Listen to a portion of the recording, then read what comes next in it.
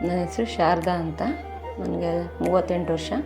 ನನಗೆ 10 ಇಯರ್ಸಿಂದ ಗ್ಯಾಸ್ಟ್ರಿಕ್ಕು ಮತ್ತು ಒಂದು 17 ಇಯರ್ಸಿಂದ ಸಯಾಟಿಕಾ ಪೇಯ್ನ್ ಇತ್ತು. ನಾನು ತುಂಬ ಹಾಸ್ಪಿಟಲ್ಸ್ಗೆಲ್ಲ ತೋರಿಸಿದ್ದೆ, ಸ್ಕ್ಯಾನು ಮತ್ತು ಎಕ್ಸ್ರೇ ಎಲ್ಲ ಪ್ರತಿಯೊಂದು ಆಗಿತ್ತು.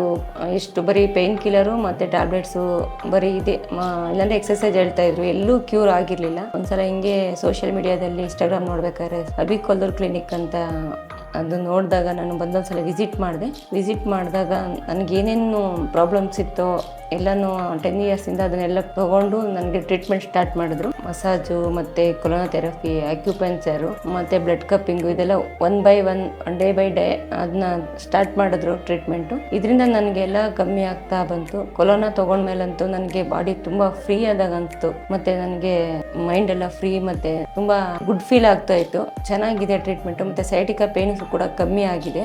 ಸ್ಟಾಫು ಮತ್ತು ಡಾಕ್ಟರ್ಸು ತುಂಬ ಕೇರ್ ಮಾಡ್ತಾರೆ, ತುಂಬ ಚೆನ್ನಾಗಿ ಟ್ರೀಟ್ ಮಾಡಿದ್ರು, ಮತ್ತು ನನಗೆಲ್ಲ ಕಮ್ಮಿ ಆಗಿದೆ.